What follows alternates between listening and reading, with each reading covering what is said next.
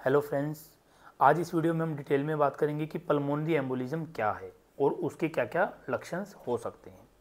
तो सबसे पहले हम इस बात को समझते हैं कि पल्मोनरी एम्बोलिज्म क्या है। तो पल्मोनरी का मतलब होता है लंग्स, कि जो हमारी फेफड़े हैं, छाती है, छाती में जो हमारे फेफड़े जिनसे हम सांस लेते हैं और जिससे कि हम जो एनवायरनमेंट में हमारे चारों तरफ जो ऑक्सीजन है उसको हम ग्रहण करते हैं और जो दूसरी जो कार्बन डाइऑक्साइड है उसको हम बाहर निकालते हैं। तो जो फिल्ट्रेशन का या फिर हम कहें कि जो कार्बन डाइऑक्साइड और ऑक्सीजन का जो आदान प्रदान होता है वो हमारे फेफड़ों के अंदर, लंग्स के अंदर होता है।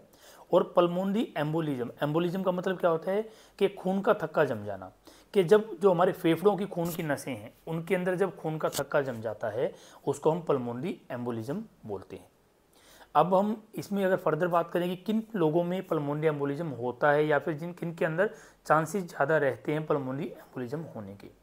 तो इसके अंदर बहुत सारी कैटेगरीज हैं अलग अलग कि किन लोगों में पल्मोनरी एम्बोलिज्म पाया जाता है या हो सकता है। तो सबसे पहले तो हम बात करते हैं जो हमने कॉमनली हम देखते हैं कि वो पेशेंट्स या वो ऐसे लोग जिनको किसी भी कारण से लॉन्ग बेड रिडन की प्रॉब्लम्स होती हैं, जैसे कि या तो उनका कोई ऑपरेट हुआ है या फिर किसी भी कोई पुरानी कोई स्ट्रोक या कार्डियक या किसी मेडिकल रीजन से उन्हें लंबे टाइम तक बेड रिडन रहना पड़ा है, जिसकी वजह से फिर क्या होता है कि ऐसे पेशेंट्स के अंदर सबसे पहले क्या होता है कि हमारे जो पैरों की नसें हैं उनके अंदर खून के थक्के जम जाते हैं। वो थक्के हो सकते हैं वो सिम्टोमेटिक भी हों या फिर नो सिम्टोमेटिक भी हों, कि बहुत बार ऐसा होता है कि वो कम थक्के जमते हैं तो पेशेंट को ऐसे कोई सिम्टम्स नहीं होते, लेकिन जब वो खून के थक्के पैरों की नसों से टूटकर ऊपर हमारे बॉडी के अंदर जो हमारे फेफड़े उनकी जो खून की नसें उनके अंदर जाकर जमा हो जाते हैं और जिससे कि फिर के पेश जो हमारा जो ऑक्सीजन और जो कार्बन डाइऑक्साइड है उसका आदान प्रदान जो हम कहें कि जो हमारा सर्कुलेशन वो प्रॉपर नहीं हो पाता है, जिसकी वजह से पेशेंट को फिर सांस लेने की दिक्कत होने लग जाती है। और अगर किसी पेशेंट को मैसिव पल्मोनरी एम्बोलिज्म है तो ऐसे पेशेंट्स को हमने बहुत बार ऐसा भी देखा है कि वो या तो हॉस्पिटल तक नहीं पहुंच पाते हैं या फिर जब उनका आगे हम ट्रीटमेंट स्टार्ट करने की कोशिश करते हैं तो उससे पहले ही पेशेंट की डेथ भी बहुत बार हो जाती है। अब हम बात करते हैं कि पल्मोनरी एम्बोलिज्म के क्या क्या लक्षण हो सकते हैं। तो देखिए, पहले हम पल्मोनरी एम्बोलिज्म को हम 3 तरह से डिवाइड करते होते हैं, माइल्ड, मॉडरेट और सीवियर।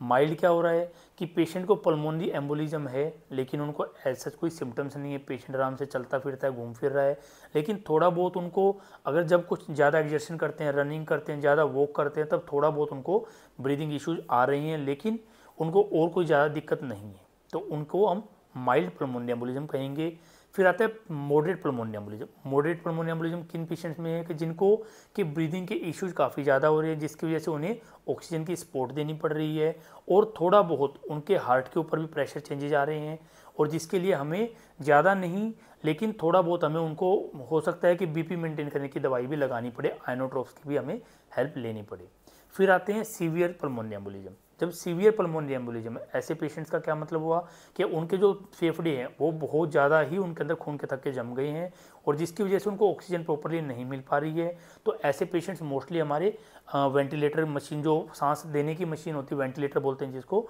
उस मशीन के ऊपर होते हैं। सेकंड, उनको कि उनका बीपी मेंटेन नहीं हो पा रहा है, क्यों? क्योंकि जब जो हार्ट है वो अपना प्रेशर उतना नहीं दे पा रहा है, जिसकी वजह से उनको हमें बीपी मेंटेन करने के लिए आइनोट्रोप्स, 1 या 2 आइनोट्रोप्स, वो भी काफ़ी हाई डोज में उनकी हेल्प लेनी पड़ रही है, उनकी मदद हमें जरूर पड़ रही है। और तीसरा अगर बात करें तो अगर हम हार्ट की इको करके देखते हैं तो हमारे हार्ट के ऊपर भी काफ़ी सारे प्रेशर्स हैं। हमारा जो हार्ट का जो राइट चैम्बर होता है उसके ऊपर काफ़ी प्रेशर, जो लोड होता है, हम कहीं बैक प्रेशर चेंजेस भी हार्ट के ऊपर पाए जाते हैं। तो इस तरह से हम डिवाइड करते होते हैं पल्मोनरी एम्बोलिज्म के लक्षण को, माइल्ड, मॉडरेट, सीवियर, के बिल्कुल थोड़े बहुत माइल्ड एग्जर्शन है और कोई सिम्टम्स नहीं है। सेकंड में कि पेशेंट को इतना एग्जर्शन है, इतनी दिक्कतें हो रही है कि उसको एडमिट करके ऑक्सीजन लगानी पड़ रही है और कहीं ना कहीं उनको थोड़ा बहुत बीपी मेंटेन करने की दवाइयाँ भी लग रही हैं। तीसरे में कि पेशेंट को वेंटिलेटर पे है और साथ में फिर उनको आइनोट्रोप्स और बाकी सारी जो सपोर्टिव मेडिकेशन हैं वो लगानी पड़ रही है। बाकी अगर इस टॉपिक से रिलेटेड अगर आपको हमारी डिटेल में और वीडियोस देखनी है तो डिस्क्रिप्शन बॉक्स में हम आपको लिंक मिल जाएंगे, वहाँ से आप हमारी और वीडियोस देख सकते हैं। और अगर आप चाहते हैं कि आप हमसे कंसल्ट करना चाहते हैं तो नीचे दिए गए नंबर्स पे आप हमसे कॉल करके कंसल्ट कर सकते हैं, ताकि अगर आपको इसके बारे में और कोई डिटेल जानकारी चाहिए, आपके किसी फैमिली मेम्बर को, नॉन को, किसी रिलेटिव को कोई प्रॉब्लम है तो हम आपकी मदद कर सकें।